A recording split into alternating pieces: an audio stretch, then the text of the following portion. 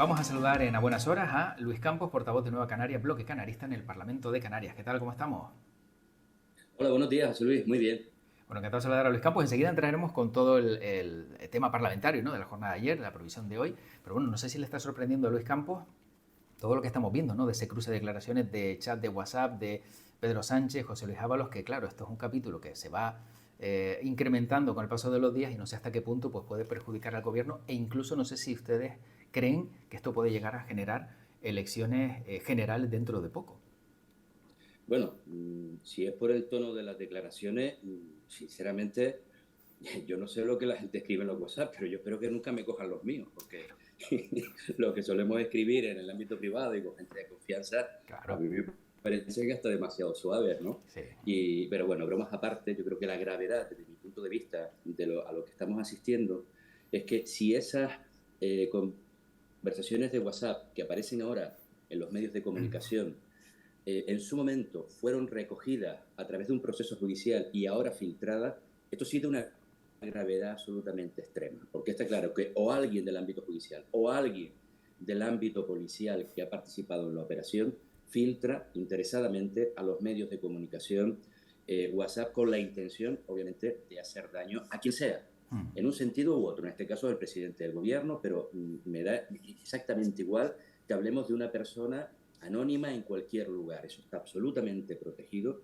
y, por tanto, va quebrando la confianza en la justicia, en la policía, si hubiera una filtración por parte de un medio policial, pero en conjunto del sistema democrático. Eso me parece una gravedad extrema. Cosa distinta es que a veces son las propias personas que recibieron los mensajes en su día, que bueno, cuando se les cruza un cable o se calientan pues, con una determinada persona, o simplemente por mercadear económicamente con ellos, pues los pasan a los medios de comunicación. Pero tengo la impresión de que no es por esto último, sino filtraciones fruto digamos, de procesos judiciales abiertos, y me parece una gravedad extrema. Las consecuencias, hombre, por las cosas que se dicen ahí, más allá de que si dicen algo de uno que no es agradable, o que sea simplemente llamándote petardo, pues evidentemente no ayuda a reforzar las relaciones personales precisamente, pero tampoco creo que genere un sisma en el ámbito de la política, ni mucho menos.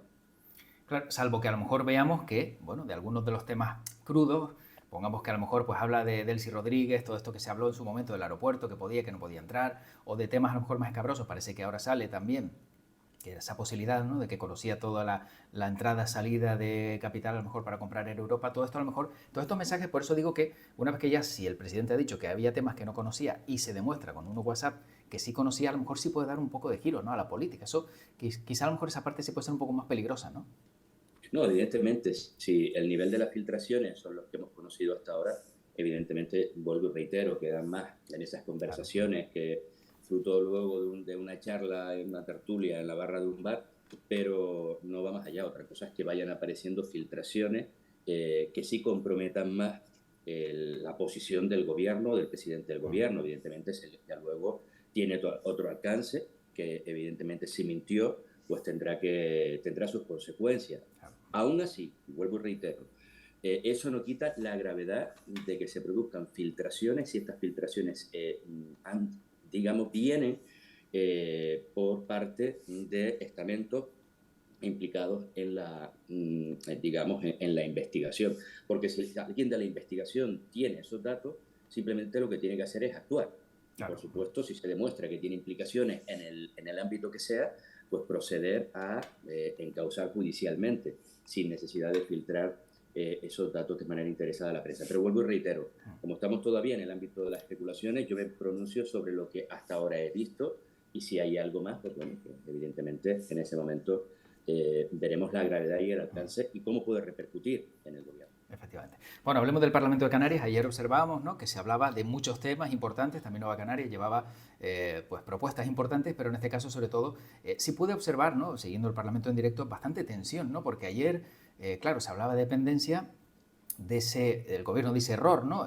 La oposición dice falsear, ¿no?, los datos de dependencia, pero en el caso, por ejemplo, de Nueva Canarias, también Luis Campos no solo decía que el gobierno ha falseado datos de dependencia, sino también de vivienda y de, si no me equivoco, de turismo, ¿no? Vamos a ver, nosotros lo que decía es que son los mejores del mundo maquillando los datos para presumir de buena gestión, cuando la realidad, no digo que en todos los ámbitos hemos reconocido que hay cosas que van bien, como pasaba también cuando nosotros gobernábamos. ¿Sabes cuál es la diferencia, José Luis? En el debate del Estado de la Nacionalidad yo reconocí que la marcha de la economía iba bien, que la marcha del empleo, más allá, al menos los datos cuantitativos, luego podemos entrar a discutir la calidad de ese empleo, pero iba bien. ¿Sabes cuál es la diferencia? Que cuando estábamos gobernando nosotros, la legislatura pasada, cuando alcanzamos, después de todo lo que nos tocó vivir, cuando alcanzamos récord en materia de afiliación a la seguridad social, el récord histórico, el más alto de la historia de Canarias, lo negaban. Cuando volvimos a conseguir cifras de personas desempleadas por debajo volviendo, digamos, a las cifras no anteriores a la crisis de la pandemia, sino anteriores a la crisis del 2008, rozando casi el millón de personas desempleadas, utilizaban todos los artilugios posibles para intentar desacreditarla, que si estaban manipulados, que si ahí estaban los fijos discontinuos, bueno, los mismos criterios, los mismos datos, los mismos indicadores que se usan ahora y que son positivos, nosotros los reconocemos. Ay, por cierto, eso sí, ahora ellos sí sacan pecho. Esa es la diferencia entre unos y otros. Pero hay un montón de parámetros en los que o mienten o maquillan, que es el calificativo que yo utilicé para el tema de vivienda, es al que me refería, y al tema de sanidad. En sanidad y en vivienda yo no dije que mintieran, sino que maquillaban, que eran unos expertos. ¿Por qué?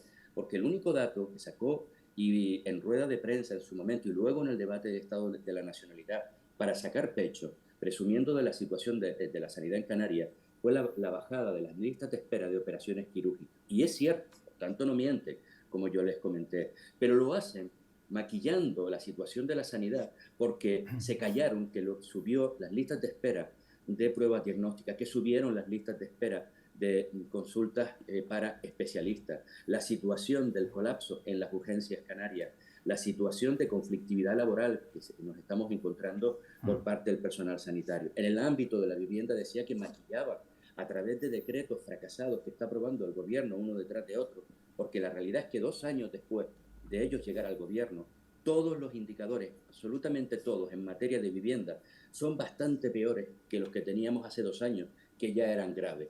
El precio del alquiler de una vivienda hoy en Canarias cuesta un 23% más que hace, no 2 años, que hace 1 año y medio. La compra de vivienda usada o nueva está mucho más cara. No se ha recuperado ni una de las 211.000 viviendas vacías. Se ha agravado en 65.000 nuevas viviendas de alquiler vacacional. Se ha incrementado el número de demandantes en el registro de personas que buscan una vivienda por primera vez. Esa es la situación. Pero sí, luego también han maquillado los datos de dependencia. Pero aquí sí que hablé de que no solamente volvían a utilizar eso que saben hacer mejor que nadie, maquillar para disfrazar una realidad que no existe, sino que en este caso además mintieron, y mintieron con, digamos, con nocturnidad y alevosía, ahora que hablamos de términos judiciales, porque todo el mundo sabía que esos datos eran falsos. Y la prueba, a pesar de que ellos ahora intenten plantear que es un error, es que nosotros el 25 de febrero en el Parlamento, nuestra compañera Natalia Santana le dijo a la consejera que esos datos eran falsos y la consejera lo desmintió.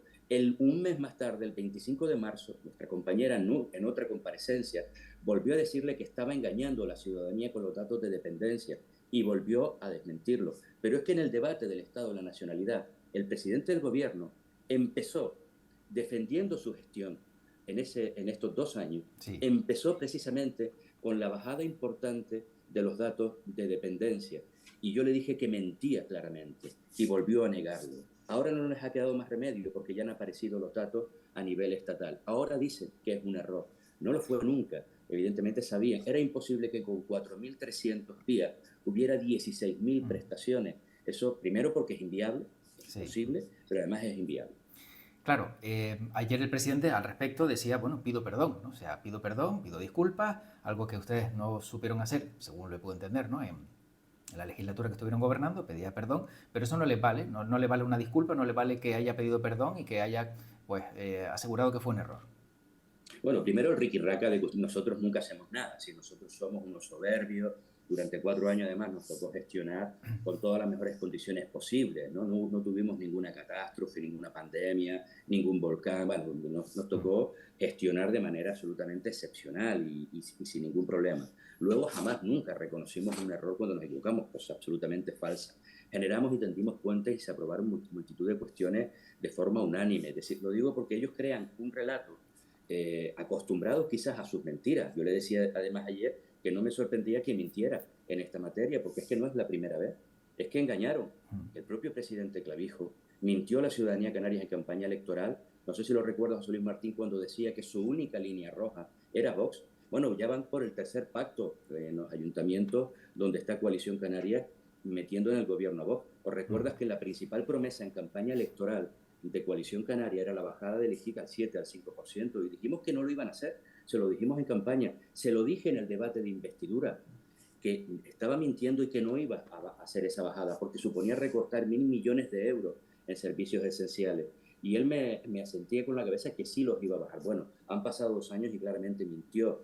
Y como esto podríamos seguir poniendo claros ejemplos. Por tanto, uno es capaz de cuando alguien pide disculpas, reconocer cuando uno comete un error. Pero es que yo voy a lo anterior. Es que no fue un error, José Luis. Un error en la gestión los tenemos todos.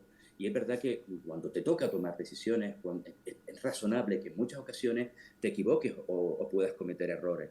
Y creo que dignifica que cuando es así, pues pidas disculpas, intentes reconocer ese error y cambiar. Pero cuando lo que has hecho es mentir a conciencia, y si no fue a conciencia, cuando todo el mundo te está diciendo que esos datos son falsos, oiga, reconozca usted, o al menos asesórese e infórmese a ver qué estaba pasando.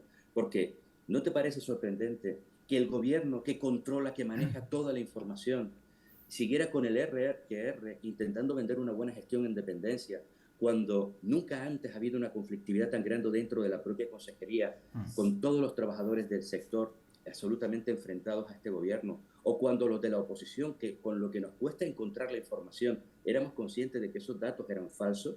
Por tanto, cuando tú mientes en sede parlamentaria, no caben pedir disculpas, caben otro tipo de responsabilidades. Y yo le decía al presidente del gobierno que probablemente cuando él mintió en sede parlamentaria, cuando yo le dije que eso era falso y él siguió manteniéndolo, probablemente él creía que era verdad lo que decía.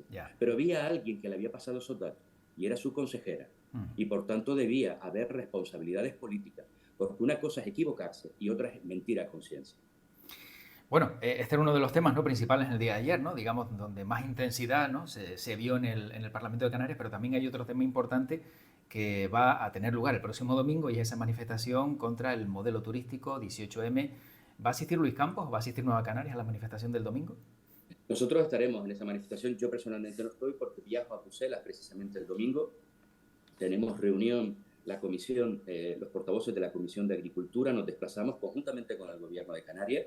Esto demuestra que, con independencia de que seamos muy críticos con la gestión del Gobierno en muchísimos temas, o con políticas diferenciadas, el modelo de país que desde Nueva Canarias tenemos para Canarias, cuando toca estar al lado del Gobierno, o rectifico, estar al lado de nuestro sector primario, y si para ello hay que acompañar al gobierno, sin duda ahí nos van a tener, como nos han tenido en materia migratoria, como nos han tenido en multitud de cuestiones. Nos desplazamos a Bruselas porque el lunes y martes pues vamos a tener reuniones con la presidenta del Parlamento Europeo, con el presidente digamos, de las regiones ultraperiféricas, con el secretario, con el comisario de Agricultura, con el comisario de Pesca y con el comisario de Transporte. Por tanto, físicamente no estaré en Canarias. Pero nosotros seguimos defendiendo que esas manifestaciones, a pesar de que algunos sigan satanizándolas, al margen de que luego puedas no coincidir con algún aspecto concreto, lo que están reflejando claramente es el hastío de la ciudadanía canaria en un momento en el que se está generando más riqueza que nunca, con un modelo de desarrollo que muchos venimos criticando desde hace tiempo y que pedimos un cambio de giro, y que sin embargo esa riqueza no se está trasladando hacia un mayor bienestar al conjunto de la ciudadanía de quienes aquí viven. El caso de vivienda quizás es el más paradigmático, el más relevante. Acabamos de vivir una huelga que se abortó en los últimos días, afortunadamente, en la provincia de Las Palmas, porque se llegó a un acuerdo, pero que se tuvo que mantener en la provincia de Santa Cruz de Tenerife, una huelga histórica, reclamando mejores condiciones salariales y laborables del sector turístico, porque refleja, como decía antes, con récord de visitantes, con récord de recaudación, con récord de beneficios, y sin embargo los salarios están muy por debajo con respecto a hace mucho tiempo. Eso indica que hay un hastío importante, un cansancio de la sociedad que pide un modelo nuevo, turístico, menos desarrollista, una mejor defensa de nuestro medio ambiente, que esa riqueza se traslade y revierta en la ciudadanía. ¿Y qué le parece la propuesta ahora, ¿no? de que se valore por parte de Nueva Canarias, pues, perdón, de Coalición Canaria, una tasa turística, ¿no? Por lo menos empezar en Tenerife, pero según parece, la proyección sería llevarla a toda Canarias. Bueno, pero al gobierno luego le faltó tiempo para desmentirla. Es decir, esa es la posición de Coalición Canaria en Tenerife, de la cual yo me alegro muchísimo, porque es la que hemos venido defendiendo. Y el presidente de Coalición Canaria en Tenerife, recientemente ahora renovado, reelegido, el señor Francisco Linares, es diputado en el Parlamento de Canarias.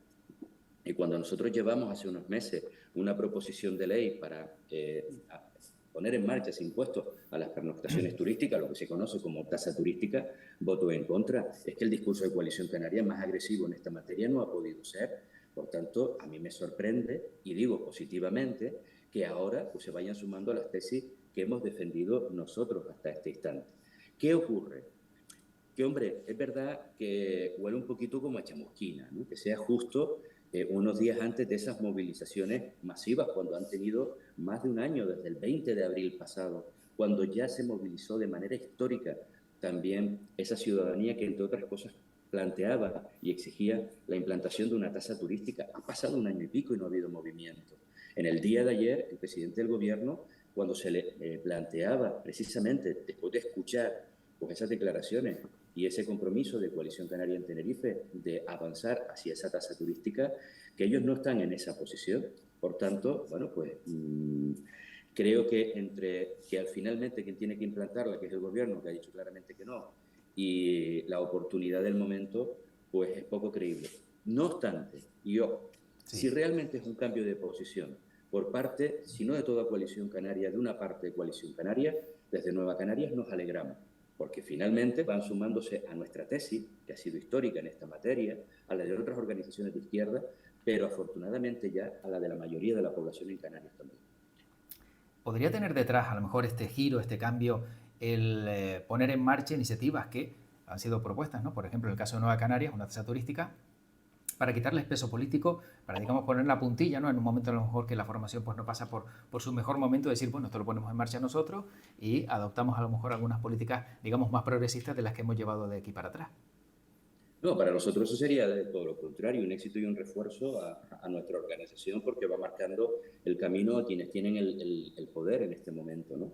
Por tanto, a nosotros no nos implicaría. Es más, si ellos inician, si ellos ahora traen al Parlamento una iniciativa, nosotros la apoyaremos en ese sentido, de manera clara. No haremos como ellos hicieron, rechazarla y además ni siquiera impidieron el que se debatiera como proyecto de ley aunque luego no saliera, cuando no permitieron ni que se admitiera a trámite esa proposición de ley. Cuando la traigan, si es en los términos que evidentemente estábamos manejando nosotros también, la apoyaríamos. En absoluto para nosotros supone ningún problema que vayan sumándose a las tesis de las políticas que desde una organización como Nueva Canaria ha planteado hasta ahora y va a seguir planteando. El escenario que nosotros hemos vivido a nivel orgánico no nos ha movido ni un solo milímetro de nuestras posiciones en lo que se refiere a nuestro trabajo institucional, a los principios y valores que defendemos, a esas políticas que llevamos en nuestro programa electoral y que estamos planteando. Eso no nos ha despistado ni un solo segundo, ni nos ha movido ni un solo milímetro. Si me apuras, incluso nos refuerza aún más, en el sentido de que creemos que muchos de los movimientos que se están produciendo dentro de Nueva Canarias pues tienen que ver con un intento de dulcificación o derechización de las políticas que históricamente hemos defendido. Bueno, precisamente ahora, ¿no? Hablando de la situación de Nueva Canarias, ayer veíamos en el debate del estado de la isla de Gran Canaria que salía adelante pues una moción presentada por el Partido Popular con el apoyo precisamente de PSOE y Nueva Canarias contra el transfugismo político. ¿Qué tiene que decir Luis Campos al respecto? Es que difícil sería que alguien se desmarcara de eso, ¿no? Es decir, cuando se presenta una moción contra el transfugismo, pues yo no la voto, ¿no? Bueno, pues evidentemente se supone que estaría fomentando y apoyando el transfugismo. Por tanto, es razonable que se defienda y se apoyara esa moción. Pero en el caso, por ejemplo, del señalamiento de aquellos que se han ido de Nueva Canarias, ¿no? Para ese sector crítico, ustedes les han acusado precisamente de tránsfugas. Es que son tránsfugas. Es decir, ante la pregunta de que me parece que se haya aprobado por parte del Cabildo, apoyado por todos los grupos, una moción rechazando el transfugismo, creo que es que no queda otra. ¿Eso significa que han desaparecido los tránsfugas del mundo de la política? No. Pues desgraciadamente sigue existiendo en algunos casos, por eso existe un pacto antitransfugismo y por eso creo que fue adecuado que en el debate de la isla pues se refuerce la lucha contra el transfugismo. Y dentro de nuestra organización pues estamos asistiendo a situaciones de este tipo, personas que se han presentado con las siglas de Nueva Canaria y que a mitad de mandato, algo absolutamente legítimo, cuando tú crees que esa organización con la que tú has concurrido a las elecciones o a las que pertenece ya no te representa, es absolutamente legítimo que te des de baja y que puedas irte a otra organización. Pero lo razonable es hacerlo con todas las consecuencias. Y si eres un cargo público, pues lo razonable es que si ese acta de cargo público tú la obtuviste a través de unas siglas, cuando abandonas esas siglas es que también abandonas el acta. Bueno, en el caso, por ejemplo, de esa renovación que están llevando a cabo en Nueva Canarias, veremos, digamos, un cambio, un giro radical y que esos perfiles que a lo mejor otros antes reclamaban que dieran un paso a un lado, lo van a dar por cambiar la imagen del partido, por darle una imagen de más frescura. Se hablaba mucho de Carmelo Ramírez, de Pedro Quevedo, incluso de Román Rodríguez. ¿Esto podría darse en ese planteamiento nuevo que están teniendo? Evidentemente que podría darse, es que lo hemos planteado durante todo este tiempo, a lo que algunos llaman renovadores y que yo llamo revocadores. Intentaban revocar una decisión democrática del último Congreso, por unanimidad, por cierto, con su apoyo también de quienes eran la actual dirección del partido. Que no quita que en un momento determinado, aunque tú hayas votado que sí a una dirección, crea que sería bueno un cambio, pero los cambios se tienen que producir donde tienen que producirse, de manera democrática, y en este caso en nuestra organización, igual que a mí no me gusta que Clavijo sea el presidente de este gobierno. Si yo pudiera, pues lo cambiaba, pero él está ahí democráticamente porque hay unas normas y si yo quiero cambiarlo tendré que trabajar día a día desde mi organización o aliándome con otras para en las próximas elecciones cambiar ese tema. Lo que no puedo decirle yo es mañana, oiga, váyase, porque nos hemos reunido aquí unos cuantos y entendemos que tiene que ser así. Por tanto, que puede producirse, sin duda alguna puede producirse, pero lo que tenga que ser es esa renovación más profunda, menos profunda, con las personas que se decidan, tanto los que puedan dar un paso a un lado como los que puedan incorporarse a la dirección nacional, lo más importante es que lo va a decidir el conjunto de nuestra militancia, como siempre ha hecho, de manera democrática, de manera libre, va a hacerlo. Lo que no íbamos a permitir es que ese cambio de dirección lo decidieran solo unos cuantos que un día se reúnen y entienden que debe de producirse un cambio y además ya. Eso evidentemente es profundamente antidemocrático, es lo que hemos intentado reconducir durante este tiempo sin renunciar nunca al debate de la renovación. Pero eso no ha estado siempre presente encima de la mesa, pero sin imposiciones y sin veto. Y sobre todo, decidiendo finalmente la mayoría. El Congreso lo tendremos previsiblemente a final de este mes de julio. Por cierto, como sabe José Luis, un año antes de cuando tocaba, porque precisamente los revocadores, estas personas que no han sabido respetar las reglas democráticas de nuestra organización, pues pedían que se adelantara para que ese debate, pues si finalmente tenía que llegar a la militancia, pues no esperar a abril del 2026 y no tuvimos problema en adelantarlo. Pues un síntoma más de que en absoluto estamos en contra de abordar un proceso de renovación, pero no solo por mejorar la imagen, refrescar la imagen. Yo soy poco creyente de que las cosas hay que hacerlas por el efectismo, porque el efectismo dura lo que dura el Congreso, el discurso después del Congreso y 2 semanas después. A partir de ahí, si detrás lo que hay es humo, si detrás no hay sustancia, si te equivocas con las personas que están al frente, puede ser el fin de una organización política. Si va a haber cambios es porque creemos entre todos que esos cambios pueden ser positivos, que esos cambios suman y evidentemente que son cambios asumidos por el conjunto y elegidos por el conjunto de la organización. Vale, en el caso de que se produjeran esos cambios, ¿no? Que como dice Luis Campos podrían darse, en el caso de que se dieran, ¿a quién le gustaría ver a Luis Campos liderando el partido? Bueno, y eso me lo reservo en este momento. Yo he sido un claro Sí, sí, defensor sí, de sí. Román Rodríguez, y lo sigo diciendo. No digo que Román, porque a día de hoy Román todavía no ha planteado si se va a volver a presentar para la reelección. Yo defiendo a Román porque creo que, sinceramente, cada uno tiene sus opiniones. Para mí es uno de los líderes políticos más importantes de la historia reciente de Canarias. Es decir, para mí, yo no tengo ninguna duda, más relevante, con un conocimiento de Canarias y de nuestra organización importante, con un liderazgo brutal, con alguien que orienta perfectamente los temas y por tanto creo que cuando tienes un activo dentro de tu organización política de la categoría de Román, prescindir a veces de estas personas, a mí me parece un error. Si además algo que en su momento fue negativo, es decir, la noche electoral, cuando vimos que Román no entra como diputado por muy poquito, fue un palo, pero al día siguiente yo siempre dije que se convirtió en una oportunidad para la organización, porque ahora teníamos a alguien tan importante que ha sido presidente del Gobierno de Canarias, vicepresidente del Gobierno de Canarias, vicepresidente del Cabildo, Sí. diputado en el Parlamento de Canarias, diputado en el Congreso, con todo ese conocimiento, ahora dedicarlo al 100% a crear organización, a crecer como Nueva Canaria. Por tanto, con todas esas condiciones, yo no veía a nadie mejor. ¿Significa que no lo hay? No.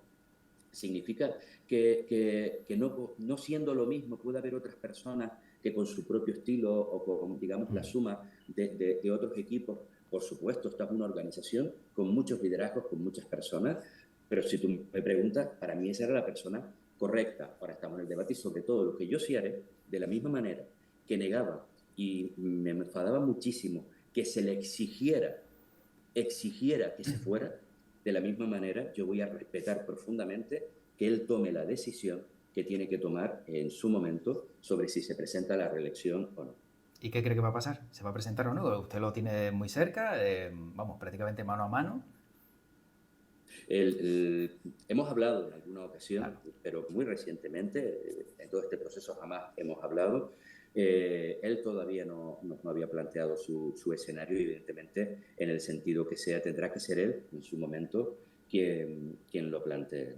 Yo creo que hay que respetar, y máxime, a todas las personas, pero a personas que han dedicado toda su vida a la organización, todo su tiempo. Creo que hay que respetarle, darle su tiempo para que tomen las decisiones libremente. Bueno, en 30 segundos, lo digo más que nada porque, claro, ese análisis, ¿no?, que ha hecho de la carrera política también de Román Rodríguez, lógicamente, ¿no?, pues es un gran aval, pero el resultado de unas elecciones en una lista regional donde todo el mundo te conoce siendo vicepresidente del gobierno, que no salgas, no es a lo mejor el reflejo de que se ha perdido la confianza en ese perfil. Lo digo más que nada por un futuro próximo, de repente, donde pueda hacer una reelección y pueda seguir siendo el líder. Vamos a ver, yo creo que cuando se plantea si saliste o no saliste hay que hacerlo en un contexto amplio. Hablamos de una lista regional donde solo salen 9 personas en toda Canarias. Si él hubiera ido en la lista insular, vamos, no hubiera tenido problemas. De hecho, sacamos 3. Podía haber ido hasta en el 3 y hubiera salido. Evidentemente hubiera encabezado esa lista. Solo salían 9. Segundo, en un contexto de avance de la derecha y de la extrema derecha en toda España, también en Canarias, que sacó de gobierno, por ejemplo, en la Comunidad Valenciana, en la ciudad de Valencia, en prácticamente la mayoría de los territorios, gobiernos además que funcionaban, que trabajaban muy bien, que tenían un respaldo, pero ese avance de la derecha y la extrema derecha pues arrasó con prácticamente esos escenarios de izquierda. Aquí no pudimos, de hecho, aquí también ahora está gobernando el espacio de la derecha. Por tanto, es en ese contexto donde tenemos que situarlo. Le tocó competir en una lista con quien también había sido su compañero en el gobierno, el presidente Ángel Víctor Torres, que te recuerdo que sacó 45.000 votos más que los votos del Partido Socialista. Es decir, Ángel Víctor Torres obtuvo 45.000 votos adicionales. Es probable que gente que votó a Nueva Canaria en una lista insular luego votara a Ángel Víctor Torres porque no quería a Román, ¿no? A lo mejor perfectamente, pero quería respaldar pues todo lo que le sucedió a Ángel Víctor Torres como presidente. Fue la cara más visible de la gestión, de todas las calamidades que nos tocó sufrir, y hubo mucha gente que empatizó con él. Cuando tú sumas todo eso, pues hay una parte, más allá de la autocrítica que tengamos que hacer como organización o el propio Román, pero creo que es lo que justifica el que por muy poco no entrar. Dicho esto, a lo mejor que Román en este debate ha planteado, si se entiende que electoralmente pues se ha ido produciendo un desgaste, yo estoy dispuesto a asumir que a lo mejor en las próximas elecciones no tengo por qué presentarme a unas elecciones. Pero ¿en qué afecta eso a la dirección del partido? Porque la gente lo que votó era para ser diputado en el Congreso, no para refrendar o no la presidencia de Román Rodríguez dentro de Nueva Canarias. Por tanto, creo que son dos debates absolutamente disociados y se han intentado mezclar, y de hecho finalmente lo han mezclado para también intentar, digamos, que Román se apartara de la dirección de Nueva Canarias. Y en última instancia, si también eso fuera así, si creyéramos que a lo mejor tocaba dar un paso a un lado, eso se podía hacer, pero lo tiene que hacer quien lo tiene que hacer, José Luis, el conjunto de la militancia y por las vías democráticas. Bueno, tenemos que terminar. También Luis Campos tiene ahora actividad parlamentaria, le dejamos. No sé si este es el peor año de Luis Campos desde hace tiempo, ¿no? Digamos, el partido no pasa por su mejor momento y encima Las Palmas está también en un brete, con lo cual, un año malo. Le falta torcerse un tobillo, ¿no? Sí, bueno, esperemos por lo menos que no pase. pero evidentemente la situación política interna siempre son las más duras, José Luis. Sí, Hablas con cualquier político de cualquier partido y que enfrentarte a situaciones, incluso a veces a resultados electorales difíciles, negativos, es muy duro. Pero al final es la gente, el conjunto, quien decide. Pero cuando tienes problemas internos con los que han sido tus compañeros, con los que has ido de la mano durante mucho tiempo, es la situación más dura. Y con lo de la Unión Deportiva Las Palmas, la verdad que, bueno, pues decepción tras decepción, cuando parecía que todo ya estaba encausado, pues entramos otra vez, igual que el año pasado, en rachas eternas sin ganar un partido. sí. Cuando por fin ganamos el Getafe y el Atlético de Madrid, oye, pues salimos de esta y volvemos a enganchar partido tras partido donde te juegas la vida con derrotas. Pero bueno, yo siempre digo que elegí un partido no pequeño, pero artesanal. Podía haber elegido uno de esos grandes partidos, Sí.